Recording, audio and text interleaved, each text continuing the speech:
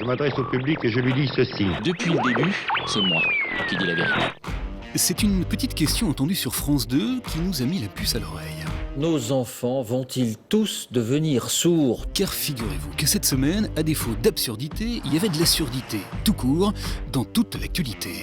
Pardon ? Et le sujet le plus bruyant, c'était bien sûr le changement de majorité en Grèce.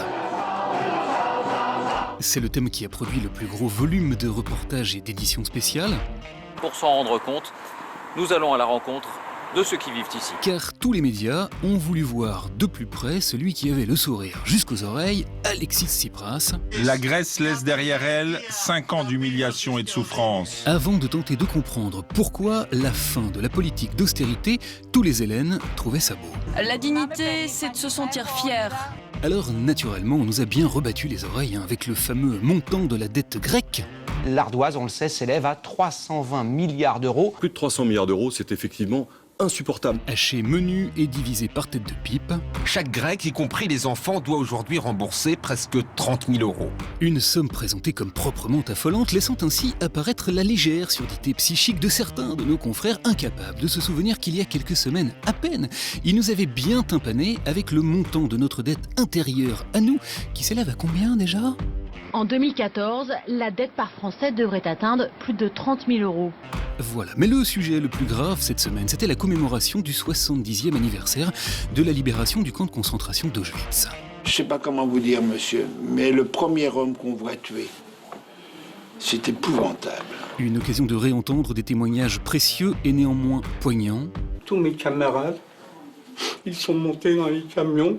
Je suis le seul survivant de ce qu'ils appelaient le transport de Marstadt. Une occasion aussi de rester proprement abasourdi en apprenant que ceux qui ont raconté l'horreur de la Shoah ont souvent eu du mal à ce qu'on leur prête une oreille attentive. On n'intéressait personne, on ne voulait pas nous entendre.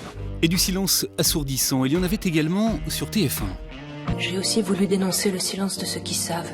Et qui se taisent. Lundi, la première chaîne a eu la bonne idée de diffuser un téléfilm autour de l'histoire vraie d'Alexandra Lange. Ma sortie, je vais te crever. Et après, il s'est jeté sur moi. Cette femme battue qui a fini par tuer son mari, victime de ses coups, mais aussi d'une certaine forme de surdité de la société. Vous n'avez rien à faire dans cette salle d'assises. Et c'est la société qui vous parle.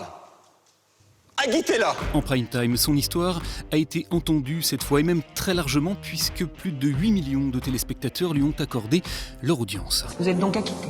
De l'audience, justement, Europe 1 aimerait que Cyril Hanouna en enregistre un peu plus. C'est sympa pour moi, vraiment, ça me fait beaucoup de peine.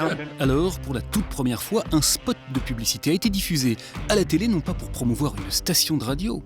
Europe One. Mais bel et bien une émission qui peine un peu à se faire entendre. Cyril Hanouna, les pieds dans le plat, 16h, 18h30 sur Europe 1. Allez, devant autant de tohu-bohu cette semaine, on en aurait presque oublié de signaler ici que Canal+ imagine visiblement que nous sommes tous déjà devenus un peu durs de la feuille. Un petit problème, regardez. Voilà pourquoi le grand journal nous propose désormais à 19h15. C'est aussi une raison de plus pour venir voter. Clac, c'est l'électricité qui est coupée. Les mêmes séquences que celles que diffuse le petit journal 90 minutes plus tard. Faut-il pas dans le secteur ? Allez-y. Ils nous ont fait le coup mardi avec Manuel Valls et mercredi avec Gilles Leclerc qui a refusé de remettre le prix du trombinoscope à Steve Briois. Briois se lève, Marion Le Pen fait une réflexion. Marion Maréchal Le Pen, regardez, qui est en bas à gauche de l'écran.